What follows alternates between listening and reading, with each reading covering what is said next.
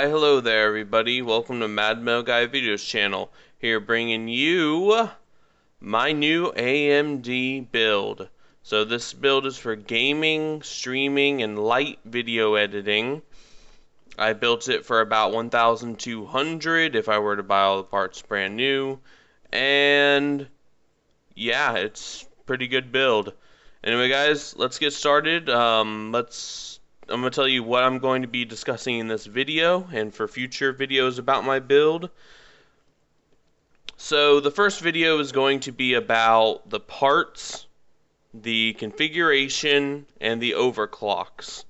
So I'm going to go over each individual part, how I configured them into the computer, and my overclocks and stuff like that. Anyway, guys, let's get to it. So, first off, the case I have is the Fractal Define R4. I picked it up for about $69, really good at Black Friday weekend, and it's just one hell of a case. It's not micro, it's ATX mid tower. It's very silent. That's what I really like about this. The fans that came with it are just really silent. Let's go on to the next one.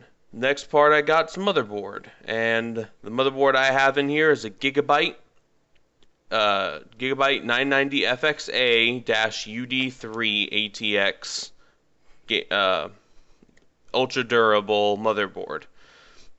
I really like this motherboard. It's fast. It's not fast, but reliable. It has plenty of features. I like the VRMs for overclocking. And I just really like the motherboard. Anyway, let's move on to the CPU. The CPU I chose in this rig was the AMD FX 8350. I really like that processor, and it's an 8-core.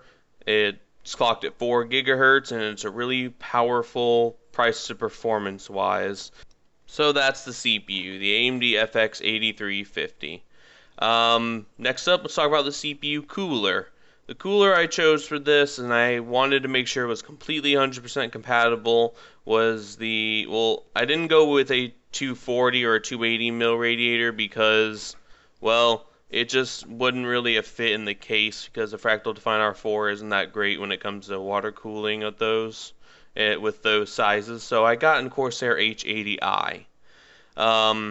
It's a really nice, really thick 120mm radiator.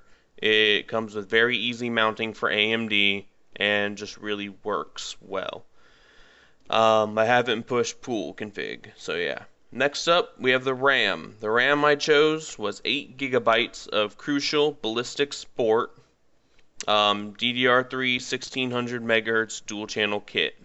I really love this RAM. I love Crucial Ballistic Sport because it's minimalistic but yet powerful. Anyway, let's move on to the next piece. The graphics card. The graphics card I chose was the Asus GTX 770 4GB DirectCUII card. I really like it. It's nice and quiet. It's powerful enough to play all my games, and it's pretty cool, and 4GB frame buffer is great. So moving on, I do have a wireless card in this rig, but that's just a personal choice of mine. I have a TP-Link wireless 802.11n card with a throughput of 150. Wish I would have got a 300, but that's fine. Next up, we have the storage array. For my C drive, I have a Kingston HyperX 3K SSD. It's 240 gigs. It's really a solid SSD and performs really well for the money. And for my storage, I have a Toshiba 1TB 5400 RPM hard drive. It's a 1TB 2.5-inch drive and just works. Not much else I can say about that. But yeah, next up we have the power supply. The power supply I have is a Corsair CX600M. It's 600 watts, 80 plus bronze, and yeah, it's semi-modular, so I like that feature. I wish I would have gotten a 750 watt one, especially the Corsair CS 750M for a little more power, but this one works just fine. So, yeah. And thermal paste. I decided on Arctic Silver thermal paste. Don't know which one's like the thicker kind, but I'm using that. It was like $5. Picked it up on Newegg, so yeah, that's what I'm using for thermal paste. Next up, we have the configuration. So my 120 millimeter water cooler is on the rear exhaust with push-pull. And I don't have Corsair Link set up because I just don't want to use it, and you know, it's weird. I'd rather just let it ramp up and down with my CPU.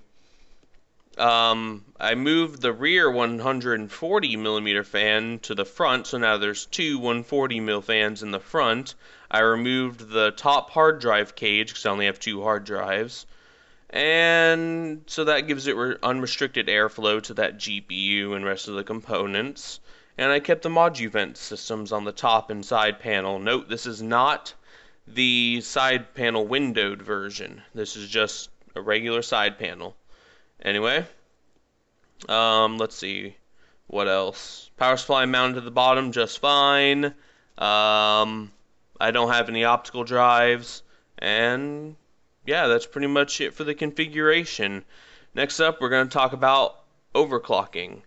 So I got my chip to a maximum stable, well, not stable, but it was a maximum overclock the chip would allow me to go to, was like, with this cooler at least, was 4.6 gigahertz. I got to 4.6. It was a little too warm for my taste, so I did decide to pull it back to 4.4 with 1.4 volts. I chose that over the 4.6 is because I want it to still be overclocked, but I want it to have still some headway. Basically, I don't want it to be as warm as it was with 4.6. I want it to just be cool while still getting a performance boost, and I want it to be as stable as possible because I will be editing, recording, and live streaming on this rig. So, yeah. As far as my GPU goes, I did not overclock my graphics card. I do keep the fan speed at 70% at all times. That's just me though, so it can be cooled a lot better. But it's still really silent even at 70% fan speed. So yeah, I'm really loving it. Loving that GPU. And I just decided not to overclock it because, well, it does, the graphics card, at least the one that I have, gets pretty toasty when you overclock it past it's just stock boost speed. So, and even then, I'm not getting much of a performance increase in the games I play when I do overclock it.